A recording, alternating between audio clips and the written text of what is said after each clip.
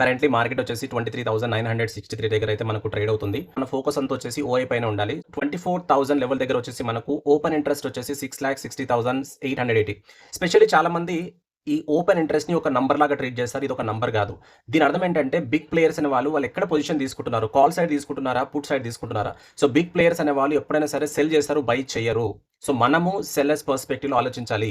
Specially ఓఐ అంటే ఏంటంటే ఒక కాంట్రాక్ట్, ఒక ఆప్షన్ కాంట్రాక్ట్. ఒకతను సెల్ చేసాడు అంటే ఒకతను బై చేస్తాడు. ఎప్పుడైనా సరే ఓఐ గనక బిల్డ్ అవుతుంది. కొత్త పొజిషన్స్ గనక క్రియేట్ అవుతున్నప్పుడు ఓపెన్ ఇంట్రెస్ట్ అనేది పెరుగుతది. ఒకవేళ వాళ్ళు గనక ఎగ్జిట్ అవుతే ఓపెన్ ఇంట్రెస్ట్ అనేది తగ్గుతది.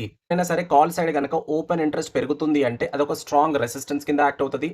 పుట్ సైడ్ గనక ఓపెన్ ఇంట్రెస్ట్ పెరుగుతుంది అంటే ఒక స్ట్రాంగ్ సపోర్ట్ కింద యాక్ట్ అవుతది. స్పెషల్లీ ఇప్పుడు 3,26,000 ఓపెన్ ఇంట్రెస్ట్ ఉంది.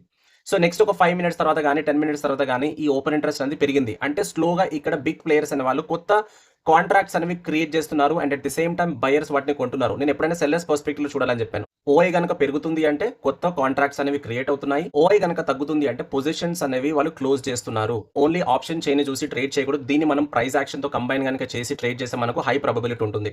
ఈ కాల్ సైడ్ గనక చూసుకున్నట్లయితే ప్రీవియస్‌గా సెల్లర్స్ అనే వాళ్ళు 23,900, 23,800 దగ్గర చాలా అగ్రెసివ్‌గా సెల్ చేశారు. ఇప్పుడేంటి అన్వైండ్ చేస్తున్నారు. అంటే పొజిషన్స్ అనేవి క్లోజ్ చేస్తున్నారు. అంటే ఇది ఒక week resistance. So put side గనక చూసుకున్నట్లయితే ఇప్పుడేంటి కాల్ సైడ్ వాళ్ళు ఎగ్జిట్ అయ్యి పుట్ సైడ్‌కి వెళ్లారు. అంటే ఇదొక సపోర్ట్ లాగా యాక్ట్ అవుతది. అంటే ఇప్పుడు మనం ఏం చేయాలి అంటే ప్రైస్ యాక్షన్‌ని చెక్ చేయాలి. మనం చార్ట్ గనక చూసుకున్నట్లయితే ఎగ్జాక్ట్‌గా ఈ లెవెల్ నుంచి మనకు మార్కెట్ అనేది పైకి వెళ్ళింది. ఇక్కడ మీరు విక్ చూసుకోవచ్చు. ఇక్కడ నుంచి పైకి వెళ్ళిన తర్వాత ఎగ్జాక్ట్‌గా అదే జోన్. సో అదే జోన్‌కొచ్చిన తర్వాత ఏమైంది అంటే ఒక బుల్లిష్ ఎన్గల్ఫింగ్ ప్యాటర్న్ ఫార్మ్ అయిన తర్వాత అక్కడ నుంచి పైకి వెళ్ళింది.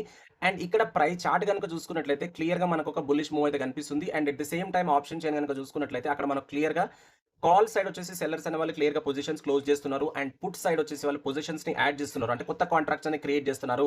దీని అర్థం ఏంటి? ఇది ఒక స్ట్రాంగ్ సపోర్ట్ లాగా అయితే యాక్ట్ అవుతుంది. ఇక్కడ వీటిని కంబైన్ చేసి గనక మనం ట్రేడ్ చేస్తే మనకు ఒక హై ప్రాబబిలిటీ ఉండే అవకాశం ఉంటుంది. హోప్ మీకు నచ్చితే లైక్, సబ్స్క్రైబ్, షేర్ చేయండి. So thank you so much for watching.